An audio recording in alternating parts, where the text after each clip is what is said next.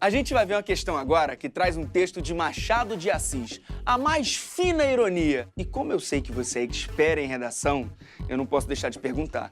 E se me der vontade de fazer uma ironia na redação do Enem, eu posso? Mas de jeito Não, nenhum. jamais, eu sabia. Né? A ironia, a ironia ela faz parte das figuras de linguagem. Figuras de linguagem, de forma geral, nós temos que evitar na nossa redação. A ironia é quando você fala uma coisa querendo dizer o contrário. Aí eu falo assim, nossa, Landi, essa blusa ficou bonita em você, hein? Quando, na verdade, você não percebeu, porque eu sou muito sutil, eu sou quase uma atriz. Mas entendi. eu tô sendo irônica pra falar, não ficou legal, entendeu? Então, a ironia é aquilo que eu falo algo pra dizer justamente ao contrário. Se você fizer isso na sua redação, o seu corretor, mas eu quero usar ironia pra gerar efeito de sentido. Será que o seu corretor vai entender esse efeito de sentido que você quer gerar? Tudo bem?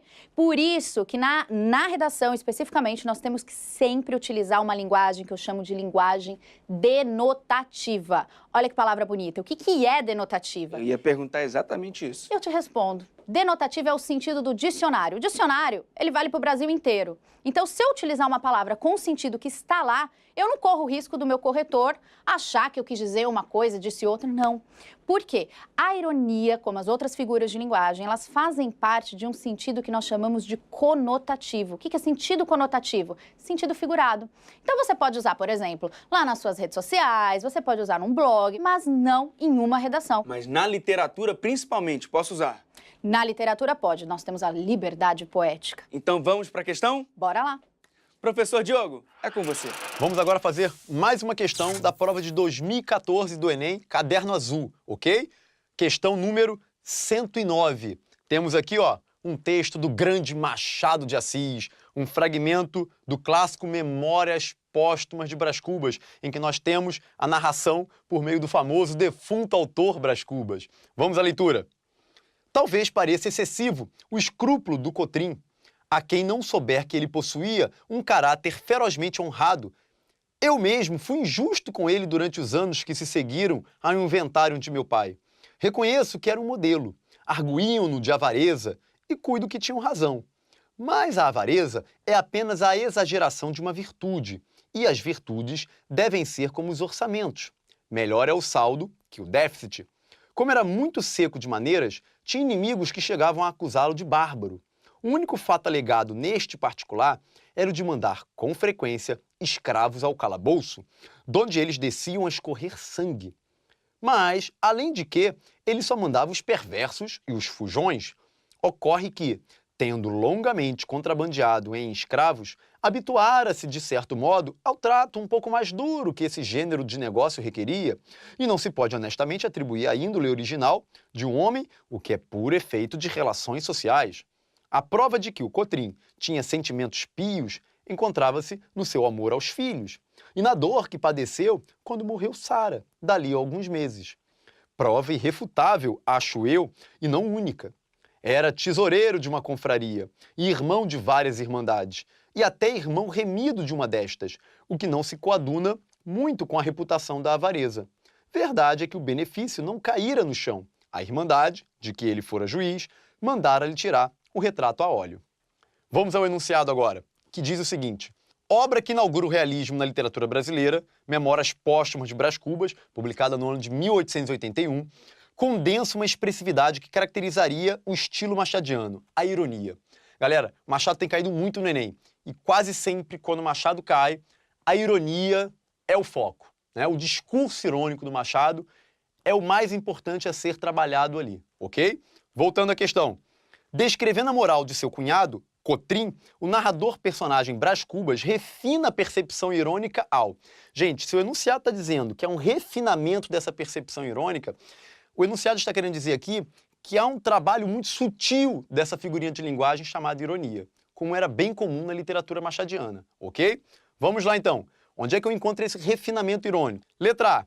Acusar o cunhado de ser avarento para confessar-se injustiçado na divisão da herança paterna? Galera, ele acusa o cunhado de ser avarento? Sim, mas depois ele explica, né, o porquê dessa avareza e ele não chega a ficar contra. Logo, não tem aqui o teor irônico crítico, né, desse discurso machadiano, tá? Letra B. Atribuir a efeito de relações sociais a naturalidade com que Cotrim prendia e torturava os escravos? Muito interessante essa letra B, não é verdade? Por quê? Ora, o Cotrim não podia ser julgado como uma pessoa de má índole, porque, na verdade, essa prática de tortura era realizada por muitos outros senhores de escravos.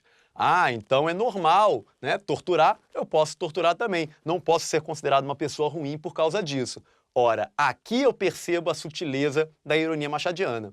Perceberam? Denunciando todo um sistema escravista que habituara-se a agir daquela forma porque o sistema permitia, né? Então as pessoas podiam agir dessa maneira que não eram condenadas. Aqui eu tenho a crítica machadiana por meio da ironia. Gabarito é letra B, mas vamos ver as outras?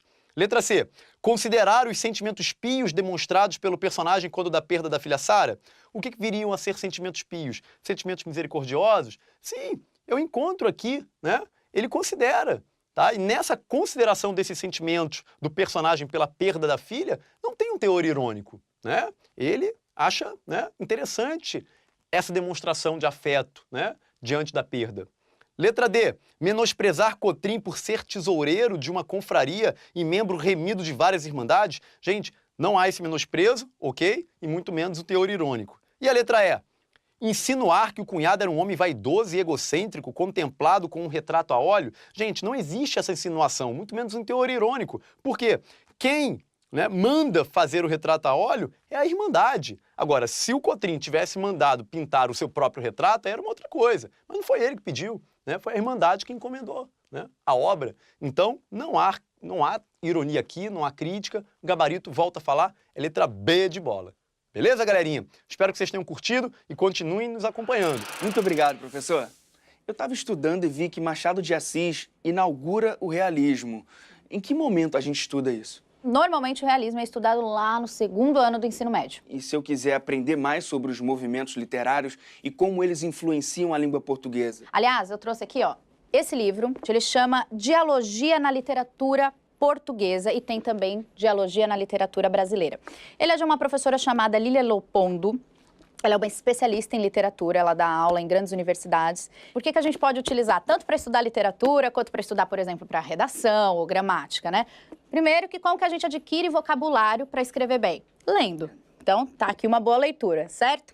E o que é mais interessante dentro desse livro? Porque dialogia. O que é dialogia? Existe um autor chamado Bakhtin e ele ensina pra gente análise dialógica. Aí você fala, ah, claro, de análise dialógica sempre soube, sempre estudei. O que é análise dialógica? É o diálogo entre autores. E o que acontece? Ela pega e organiza nesse livro autores da literatura, independente do movimento, que se conversam. Um autor que acaba citando o outro indiretamente. Você acaba estudando 2 autores, às vezes 3, de uma vez só. Então você acaba tendo uma carga literária, uma carga de conhecimento muito maior. Além disso, se você quer encontrar Machado de Assis gratuitamente, tem que acessar onde? Domínio público. Toda a obra do Machado de Assis está lá, não só dele, também de outros autores, para que você possa estudar. E se quiser estudar redação e gramática, aí nessa parte eu também ajudo.